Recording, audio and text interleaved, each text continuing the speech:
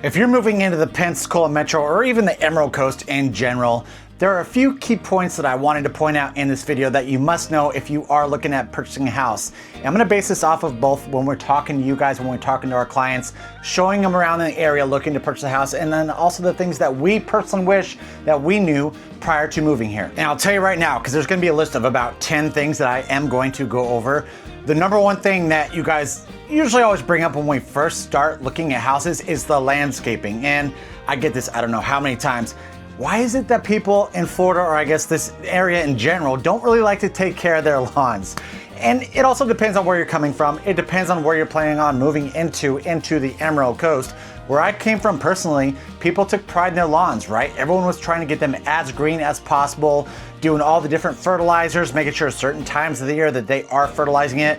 When you are looking homes in the area, it just isn't the same. You don't have that awesome green grass for the most part. There are some neighbors who do take a lot of pride in their lawns. So don't think it's just across the board. No one really does do that. I can tell you though that there are different grasses in the area. The biggest one that everyone always is concerned about, I think it's called St. Augustine. It looks more like a weed than it does actually a grass. I will tell you though, when we are looking at having a lawn that fights a lot of the weeds and is the most resilient, it's going to be kind of like that St. Augustine style grass. I actually have a mixture of two. I believe I have the St. Augustine, and the other one, I'm not going to sit here and try to act like I'm a landscaper, guys. All I'm telling you is it is one of those concerns that you guys do often say to me when you are looking at purchasing houses here. Even back when we were initially looking into Florida in general, we were down in like mid-Florida, kind of like the Clearwater area, and we noticed people like to park on their lawns, and they really didn't give a crap about what it looked like in the front. There are some areas though in the Pensacola metro area where people do maintain them a little bit more. I can tell you right now that if you're driving through, say like Tiger Point and Gulf Breeze, or even over in Proper, not as much, but you see a lot of nice lawns. So it just depends on where you are going to go, but expect that you might not be rolling up on the most awesome, luscious looking grass when we are looking at these houses, and it might be something that you are dealing with when relocating into the area. The second main topic that I wanted to talk about when purchasing a house here in the Emerald Coast, Pensacola metro area is going to be the corrosive air that we have here. Again, we came from Denver, Colorado. We never experienced this whatsoever. And so oftentimes you have to always look on the outside of the house looking for the rust. Are there aluminum windows? If there are aluminum windows, are they washing them off regularly to make sure that corrosive air doesn't rust them out? And something that we make sure we always are looking at when you are purchasing a home here. I'm gonna go outside of the home a little bit though, because it's actually something I personally have been struggling with that corrosive air. Your vehicles, your cars. I noticed that our cars do seem to rust a little bit more than what I am used to. And so I'm constantly having to rinse them off. We bought this product that I think it's called like Salt Off or anything like that. I make sure I do that often on our cars and on the outside of our house too, because even though us personally, we don't have a bunch of metal, aluminum windows and such on the outside of our house, we are making sure that the parts of it that do have that metal are getting rinsed off constantly, because that corrosive air will get to it, and something that we constantly have to look out for when you guys are looking at homes within the area. The third thing that I did want to talk about is going to be those flood zones. If you are coming from somewhere that really doesn't have any flood zones, that is something that we are going to have to keep an eye on when you are looking at a place here. And I do this all the time, and majority of the time this pops up when you guys are talking about insurance. Don't worry, I am going to break in insurance here real soon, but the flood zones is something that we have to keep an eye on. Majority of the time when we are looking at the main flood zones that we want to be in, we're looking at either X shaded or X unshaded. Those are the two that most of the time your insurance companies are not going to require flood insurance on. It also depends on what you're looking at though, because if you want to be right on the water, you are going to most likely be within that flood zones. There's only a few spots in the area where you have a house that's pretty much like tier 1 right on the water, where you're outside of that flood zone, and majority of the time that house is elevated quite a bit above the water. It is super important and something that we are always looking at, and there's certain resources too that you always look at. So me personally, I like to just do a quick basic, like I go to like realtor.com. What is the extremeness of the flood zones that is in the area? and they kind of blow it out of proportion. Sometimes they say it's like a gauge between a 1 and a 10, and they're like, oh, you know, this is a 7. But then you look at it, you're like, wait, it's X shaded, so technically I'm not required to have that flood insurance. So it's something that when we are diving in, when you are purchasing a house here, we have to make sure that we go onto the FEMA maps, go into any county and public records to see whether or not this house did flood back during a hurricane, back during Sally, back during Ivan. Always checking those out, but something that we always have to make sure that we are keeping on point and looking out for when you are purchasing a house within the Pensacola Metro. The fourth thing that I wanted to dive into, and probably the thing that you guys bring up more than anything, is going to be that homeowner's insurance. Like I said, we already kind of discussed the home or the flood zones in regards to your homeowner's insurance, right? And so if we're in like an AE flood zone, then most insurance companies are going to require you to carry that flood insurance. Typically, rule of thumb, I always look at it, I'd say it's between $800 to $1,000. Could be a little bit more, could be a little bit less. It also depends on the elevation of the house, the flood zone, all those different things, right? I'm trying really hard to get an insurance agent who could effectively communicate this on this channel and do a video with them. Haven't found them yet. Maybe I'll get one here soon, but I really think that they should dive into these few things that they do look at when they are looking at quoting your house out. Okay, and then I call these insurance cheat codes pretty much. I think the best cheat code for getting your insurance premiums to be a little bit lower is going to be the age of the house. And a big reason for that is there were certain building codes that were passed in, I believe it was 2021, 2022, right around there. There were new updates where we're talking about like impact resistant windows, hurricane brackets, stuff along those lines. So then if you have an insurance company that comes in, they see that that house is newer, they're like, all right, cool. We know that they are up to the most recent building codes in regards to that hurricane prevention. There are a few other cheat codes though. That one's just the simplest one. In a newer house, obviously you're gonna have a newer roof, which roof is another big one. If your roof is like 10 years or older, there's a good chance that insurance is not going to cover that house. And they look at it, if it's right in the line, like, guys, this is nearing the end of its life. And so we don't know what it's gonna look like. The insurance premiums might be a little bit more when we are looking at the roofs within the area. A few other things that insurance companies really looking at when they are quoting out your premiums is going to be like your hot water heater, right? They wanna make sure that that thing is not too old. I already kind of went over like the windows and, okay, so this is the best way for me to put it. For those of you who are younger and might not have watched old school Batman videos, there's a part in the video where he pretty much covers his entire Batmobile within his shell. That's kind of what I reference to, is if you have a house where you have hurricane shutters, hurricane-proof front door or all the doors, hurricane-proof garage door, that will help with your premiums. And I've been told, I don't want to speak out of terms on this, that if there's one thing that is not hurricane-proof or impact-resistant, then you do not get that discount on the insurance. So say you have impact-resistant windows or you have hurricane shutters, the pins ready for them, you have an impact-resistant garage door, but your front door is not, they might dock you on that when we are talking about those insurance premiums. Now I kind of went over the insurance. I'm gonna throw you some numbers because for us personally, we still own a house up in Colorado, and we still own a house over in Missouri. Our premiums on those two houses are more than what we pay in Florida. So we have two properties just in the northern portion of Florida. One of them I believe is like $3,000 a year, and the other one's a little bit above. I think it's like $3,400 a year. And the only reason that the second one is a little bit more is because we have a pool in the backyard. And so the insurance premium is a little bit more.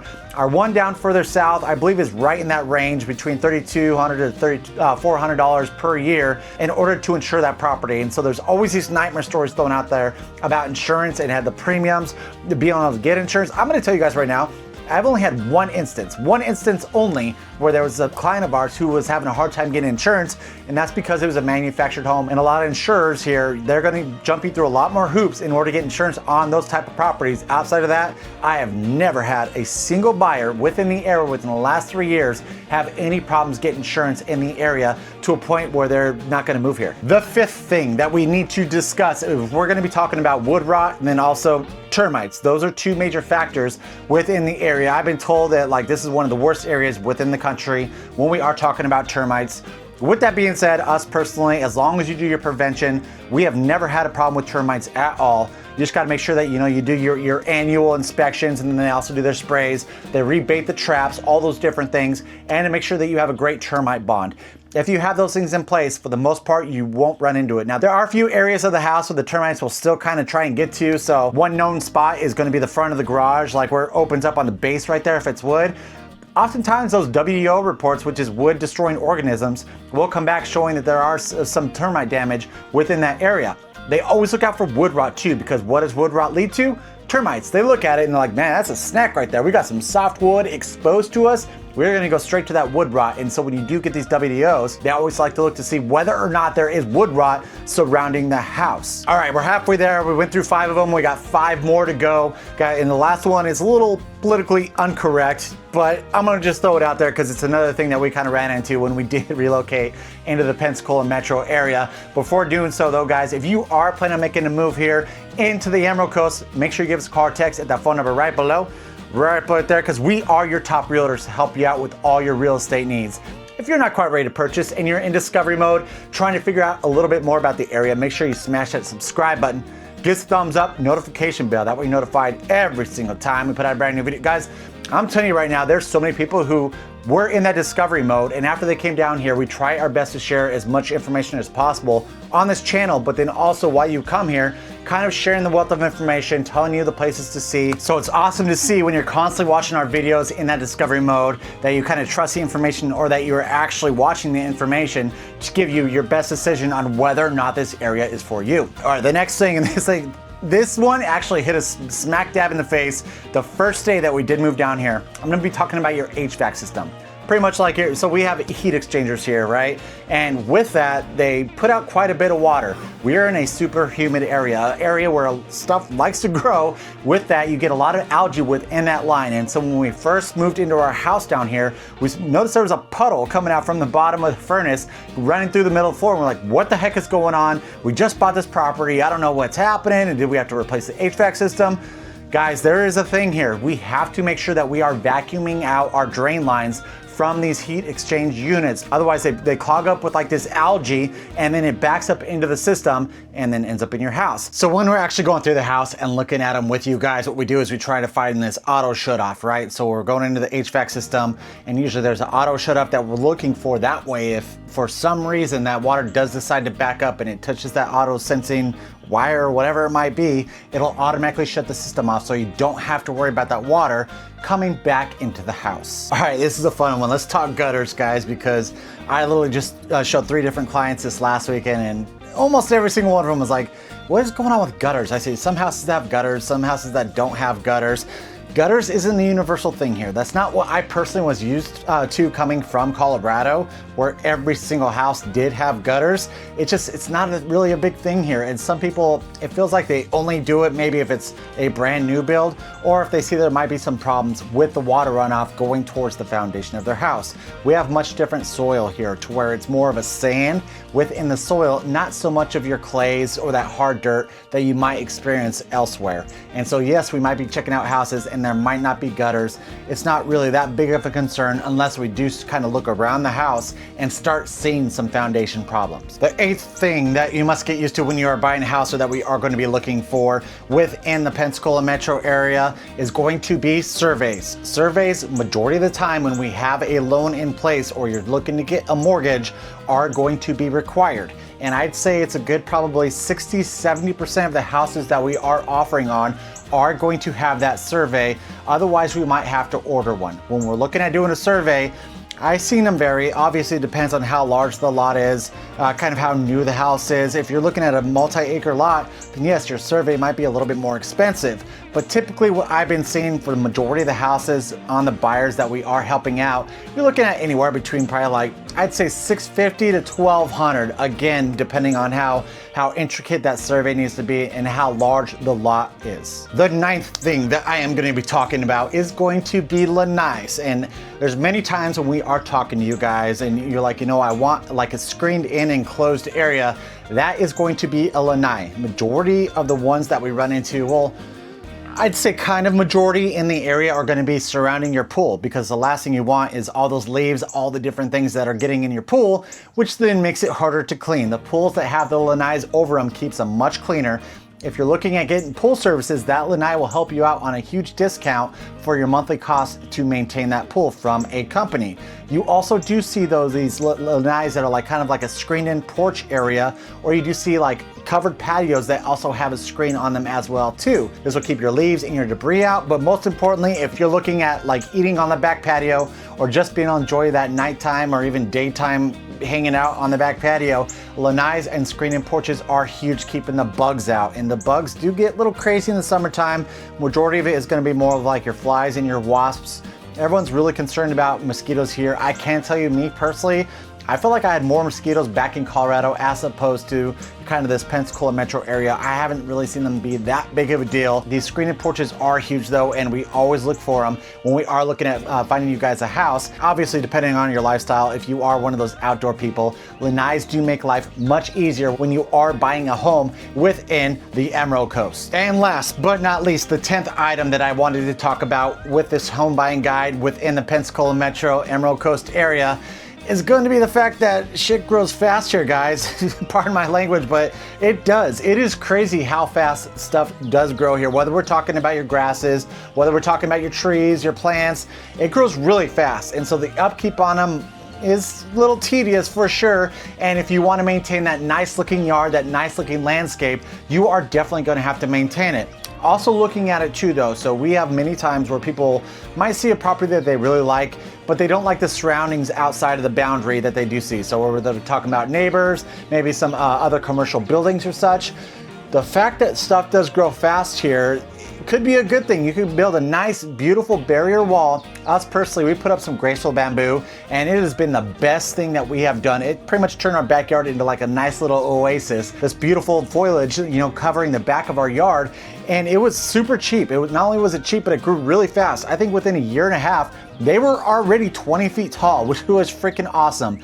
And you have to make sure that you get the right bamboo, that you have to get the clumping bamboo.